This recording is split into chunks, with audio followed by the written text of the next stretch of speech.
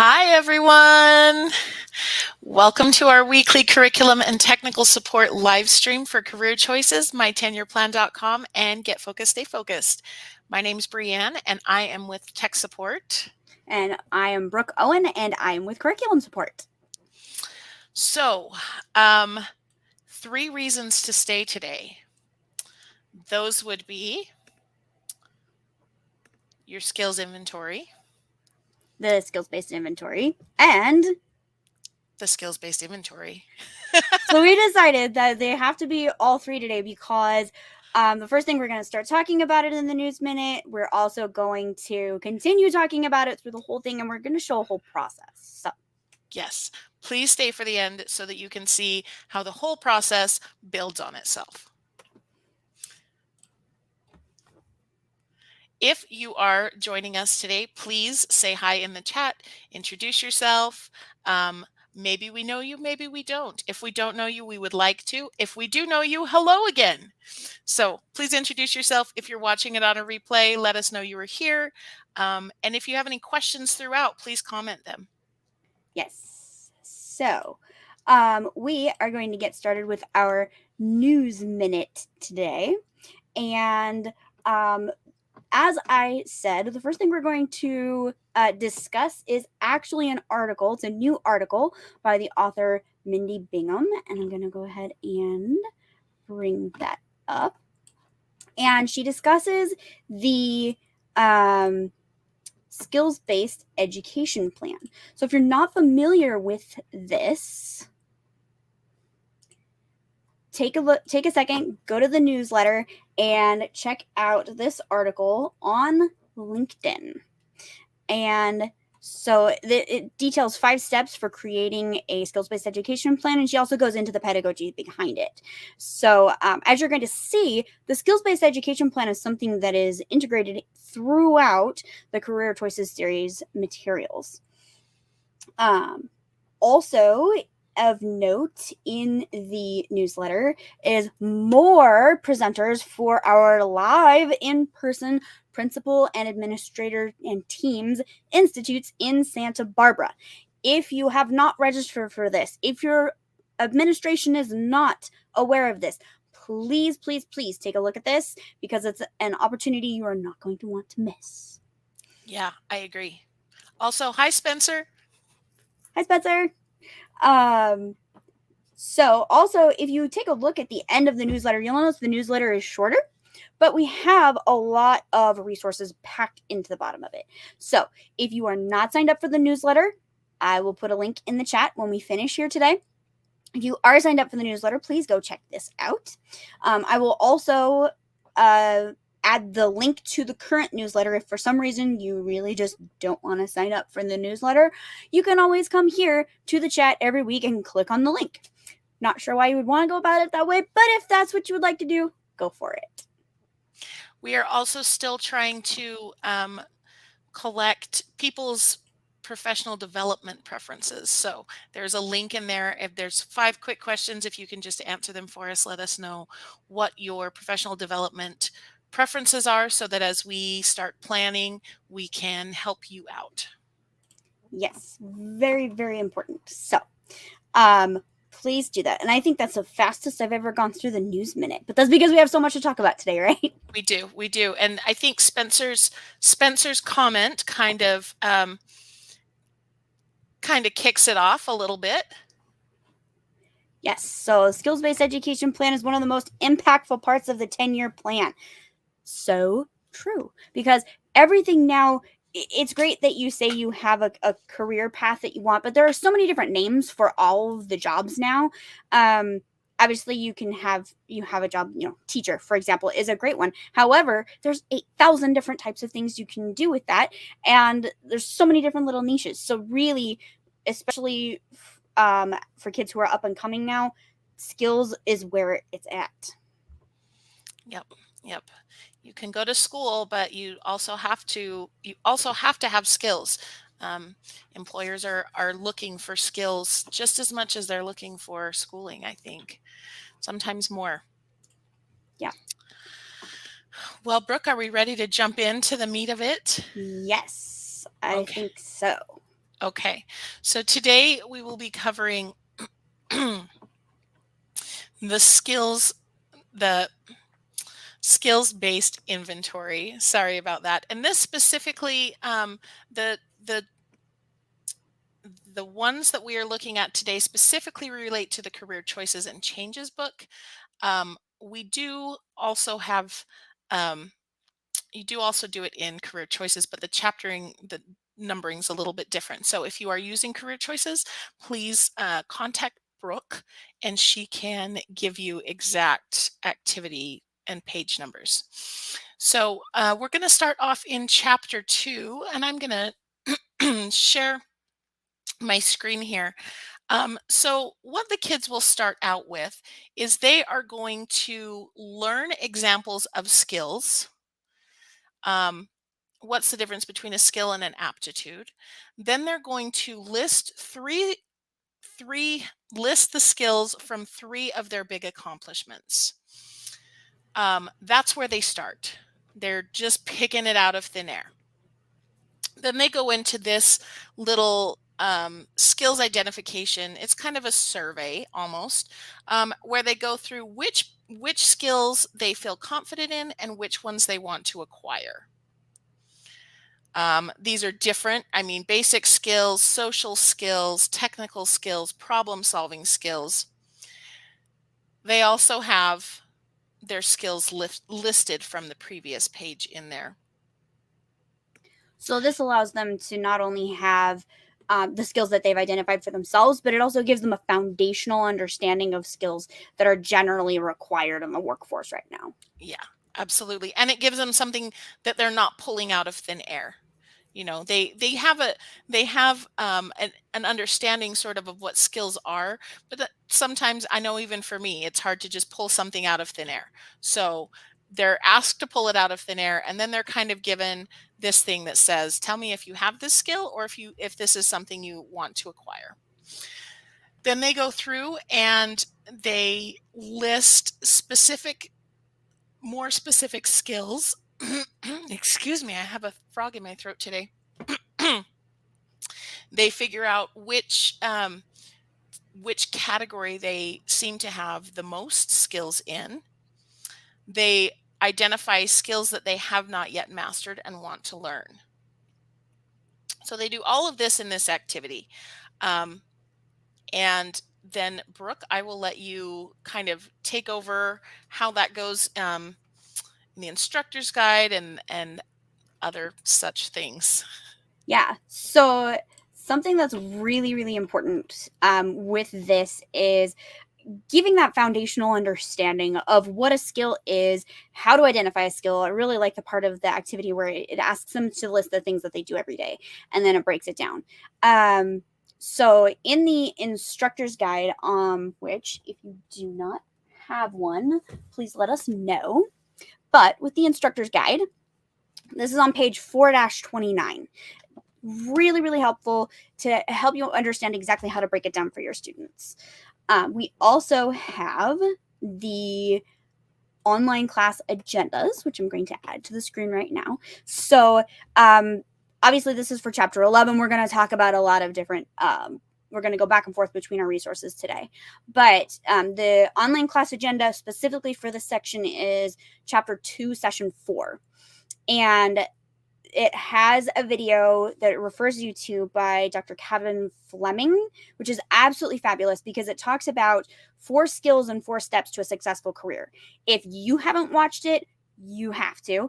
And if you haven't shown it to your students, I really highly recommend it. It talks and goes into depth about the different skills categories, which Brianne just showed you on mytenureplan.com.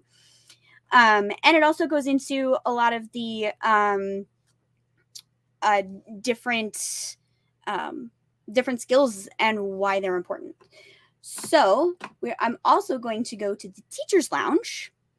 And if you're not familiar with how to get to this part of the Teacher's Lounge, let me know. I'll walk you through it.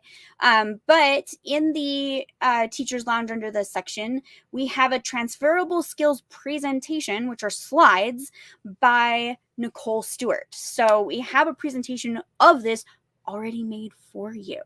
So that is the beginning beginning phase, which is the skills inventory, which we are going to build into the skills-based education plan. So now I'm going to bring Brianne back. Hello. Hello again. And Brianne, would you let us know what the next step is? Sure. We are now going to move into chapter 5, where we start talking about the your ideal career, and you start to discover job skills. So the students will take their previously listed skills and choose what they would be most likely to use in their ideal career. They categorize them according to the prompts. Physical skills include list. Intellectual and creative skills are listed, and then they will put a check mark next to the ones that they want to add to their skills inventory, and that's whether or not it's whether it's to the skills you have or to the skills you want to acquire. Yeah, so there's two different lists in the skills inventory, ones that you have and ones that would be a good idea for your career. Correct. So, sorry. Nope, that was kind of a quick one. Yeah. A lot of time there's a lot of activities where they're revisiting this. So every time they revisit it, it's going to build on to the activity that they're working on. So the part I like about this section, and I'm going to talk a little bit here because there are actually not a ton of resources. Obviously, always check your instructor's guide. But the thing that I really like about this is now you're asking them to visualize an ideal career. So they haven't done their career interest surveys yet. And what they would like to do, and look at their skills and how skills are brought into that. So this is more of an imagination jump off point. Yeah. And with that, we are going to move into all the way down to chapter 11. So students have already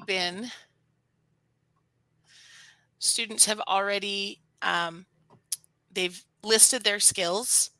They have gone back and reviewed them and played pretend about what skills they could use in an imaginary job that they might like. Then they did their career interest survey and kind of found a job that they might like, and they should have also picked a couple of backup jobs. So in chapter 11, they're going to start creating their skills inventory chart. They're going to list the skills they have. It's going to have the what they already created as far as the list of skills they have and ones they want to acquire. They're going to list their skills, how they are used, and which of the potential careers they apply to. Then they will list the skills they still need to learn, their learning plan for acquiring those skills, and which potential careers it applies to. So, for example, this person wants to be a dentist, and they have all of these skills that apply to being a dentist, but they also apply to being a financial advisor or a pharmacist. Some do, some don't, but they're going to start going in and filling in which of these skills apply to which careers. Yeah. So now we're going to look at some of the resources that we have. So we're going to bring up the online class agenda again. Fabulous resource. In this session, it's really, really important. There are two different videos. The first one, Jason Soderland is talking about the skills inventory and the details on the skills inventory and how to build that. The second video, which is part of our tech skills series, which if you are not familiar with that, and we're finding a lot of people aren't, you really, really need to look into this. So what it does is it integrates technical skills, so in things like Google Docs, and allows the students to build the skills of working with those, which if you have looked at job requirements lately, Google and Microsoft are almost imperative for pretty much everything. So making sure that the students have those skills is important. So this video not only talks to you about how the students can go into more depth into their transferable skills chart, but it also shows you how to go into the into Google Sheets and how to build that out. So that's really, really cool. So 2 fabulous videos on this first section.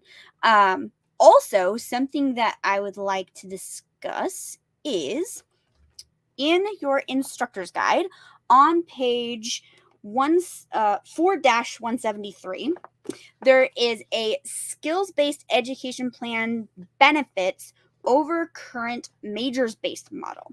So it's a really cute chart. I don't know if you can see that, but it goes through the traditional major-based education plan. So for example, when I went into college, I got a cute little sheet with all of the different classes that were required for my major.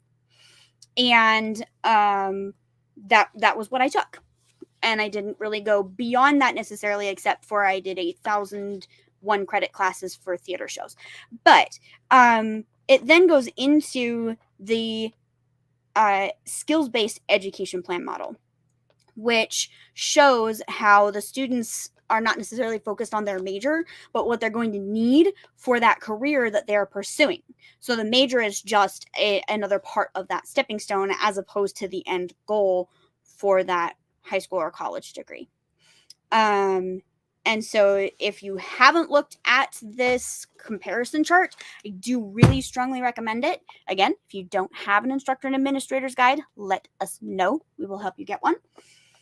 And so it also has a bunch of video tutorials listed on the bottom of the page here, which are very helpful. So again, this is all going into the concept of making sure that students are focused on the end goal, which is becoming a productive member of society and being able to contribute in a way that not only is productive, but also makes them happy, right? So I'm going to bring Brianne back, and we're actually going to keep talking about chapter 11 because there's another piece to it. Yes, absolutely. So once the students they have figured out what skills they have, they've reviewed them again, they've added new skills, they have determined what skills are applicable to their chosen career and their backup careers. Now what they're going to do is they're going to discover what transferable skills are. So they're going to learn what skills they're going to identify the versatile skills that can be used across many different careers. So they will go through and notice that maybe some of these are used across the board in all of the careers. So they're going to take note of that. And so it also helps them determine what is needed, which they also do down there, so that they can gather the skills that they have that they need to learn, and identify which ones are usable across different careers. Yeah. So one of the things that I'm going to go ahead and take the screen for a moment. One of the things that's really helpful for this lesson in the Instructors and Administrators Guide is it takes you back to ONET. And if you don't know what I'm talking about, we have a lot of different videos on Chapter 6 and how to use ONET. But it goes back to ONET and helping the students understand how they can find the skills that are required for each class. So that's something that's really helpful. And in the Instructor's Guide, it also has an example of this as well. So you can see the cute little chart. There's probably not much of anything else. So that's something that's really helpful with the instructor's guide. And then also going back to our online class agendas, we, in this section, there is a video that talks, it's by Rochelle Fast. And this is chapter 11, session 2. So when you go into this, scroll down to session 2. And she takes you through a step-by-step process of how to complete your skills inventory on mytenureplan.com. So if you've never done this before, or if you have students who need to be walked through it, that's your video. She does a fabulous job, very clear and very helpful. So going back to the group here, I see in the chat we have had a lot of people trying to jump ahead of us. So Vanessa says, I wish you would have had this when I created my first resume. And Spencer said, are students encouraged to put some of these hard skills from this activity onto a resume? Brianne? We're so glad you asked. Now we're moving into chapter 14, where they begin the job search. So they're going to once again examine their skills inventory in preparation for a job search or an interview. They're going to identify the skills that can be used in a prospective job and list them on their cover letter or resume. One of the reasons this is a good idea is because, first of all, employers look for keywords on resumes. They look for, if they've advertised for a job and they say these are the skills we want, you want to put some of those skills on your resume. It will make them flag your resume, first of all. But not just that, there are bots that are now combing the resumes before they even get to the employer. So if you have those keywords on your resume, it's more likely to be picked up, and then the employer will actually see your resume. So yes, we definitely encourage students to go through their skills inventory. They will be practicing resumes and cover letters in chapter 14. So this is the perfect time for them to gather all of those skills and go, okay, this is exactly what I want to put in my resume. So those questions, Spencer and Vanessa was a comment, Spencer was a question. Very good. Thank you. Yeah. And something else, a lot of times when you're being taught this so when I was taught this in college, what they told me was to work backward. Look at the job description and then go back and put the skills in. Obviously, you don't want to lie on a resume. Yep. But this process allows students to work forward, I guess, where they're looking at the skills and they're constantly gathering the skills that they either need to gain or that they have that are related to the jobs. So they're kind of front loading that, and then they pull them off of this list. Yeah. Yeah. It's so good. So in the instructor's guide, where you're going to want to look is page 4-208 for this, and talks about resumes and cover letters, and all of that good stuff. And then in the online class agenda, which I'm going to go to for just a minute, obviously this is going to not be chapter 11, it will be chapter 14, session 1. And there's an idea called the student report out. And the reason why I wanted to bring this up and pull this up is because it's so important when you're doing these sorts of activities, when there's so many different answers that it could possibly be. I mean, open up a thesaurus and look at every verb that could be potentially a skill that students could use. So it's really important when you have this many options to be able to have the students share with each other, if at all possible, because then that allows them to it allows them to kind of borrow from each other. Oh, I didn't think about that as a skill I might need.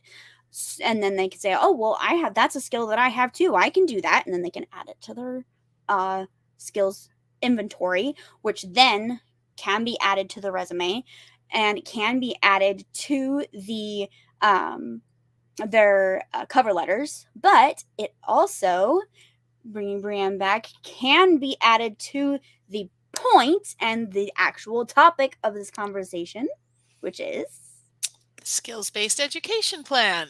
Woo! There's your third reason for staying today. Yes. First, second, and third. So chapter 15, in the final chapter, they create their skills-based education plan. They are going to review their skills inventory once more, and then create an educational plan for their listed chosen career. In Chapter 7, they will have made their chosen career. They still have their backup careers listed, but they have made their decision on what is their chosen career. Now, students don't need to stick with this for their whole life. Obviously, this is teaching them a decision-making process, so this is not a permanent decision. Students always are able to go back and change. So they have they have um, they have their chosen career, and now they're going to figure out the educational plan for this chosen career. They're going to figure out the duration of education and training needed, and they're going to map out how the next 10 years looks. So um, they're going to put the type of education they'll need, how long, where the training will take place, how long it will take. They'll just add it all up and figure out how many years that schooling's going to take. And then they're going to start listing their education and training plan for the next 10 years. So things like maintaining a certain GPA, taking certain classes as prerequisites, that type of thing, and then continuing those things to get to their goal. So also, I said that they review their skills inventory once more, but I do want to mention that if you are using the modules at all, they also are going to revisit those skills inventories in modules 2 and 3. I know in at least lesson 5 and 13 in module 2 and lesson 1 and 2 in module 3. The modules go through more of those things like resumes and college things. So definitely reviewing those skills is something that is needed throughout. Yeah. So one of the suggestions in the instructor's guide for this section is a presentation option. So something that is very helpful for students these days is to learn how to present things, because there are a bunch of different methods of presentations that we use now. So one of the things that the instructor's guide suggests for this is to have the students present their skills-based education plans and be able to articulate that. So not just having a list of all the skills they need and how they're going to get them in the next 10 years, but actually being able to present it and how that fits into their 10-year plan. And then going back to the online class agendas, there's a fabulous video which really sums up the purpose of this, I feel like, and it's called the Insufficient Degree, which really resonates with me because while I use skills that I gained from my degrees, my job doesn't require either one of my degrees. So while I gained great skills, the degree itself wasn't really enough necessarily. So if you have not seen that video, it's only 6 minutes long, and again, I really suggest you watch it because it really gets to the heart of this. So I'm going to bring Brianne back because we are getting pretty close to needing to wrap up. We are. Brooke, why don't we list those links to those videos in the chat afterwards? Yeah, so they're all on the online class agendas. Oh, then never mind. We will find them in the I online want people class to go to the agenda. online class agenda. Absolutely. And then you can actually find them in the order that you need them. So a lot of people have this misunderstanding that the online class agenda is another type of pacing guide or just more of what's in the instructor's guide, but really, really, it's just another place to go to get fabulous resources. So yes, love the online class agendas.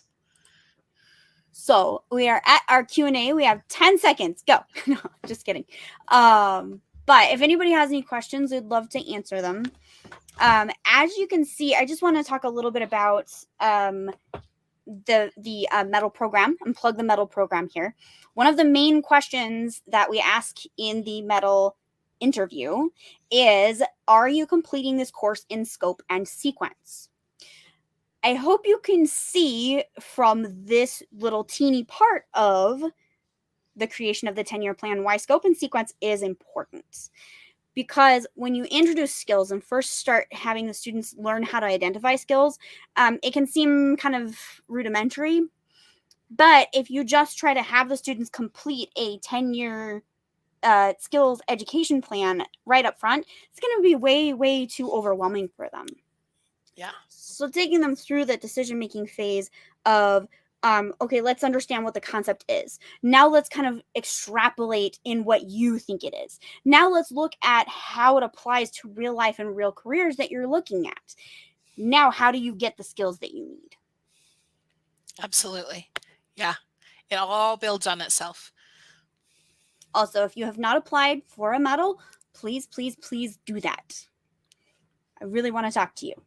Also, if you would like, you can preview the class agendas at this link. If you do not have access to the Teacher's Lounge, this link is the best. If not, we'll also have a link in the chat below once we finish. Yes. And once again, if you don't have access to the Teacher's Lounge or to an instructor's guide, please let us know. Contact us here in the chat, call our office at the number Brooke just posted, or email us at support@academicinnovations.com. All right, so I think that is just about it. Big topic today, but I feel like we got through it pretty well. Okay. And if you have any questions, please, we love talking to you. And if you don't have any questions, just comment below if you're watching this after the fact and say hi. And otherwise, we'll see you next Wednesday. Bye.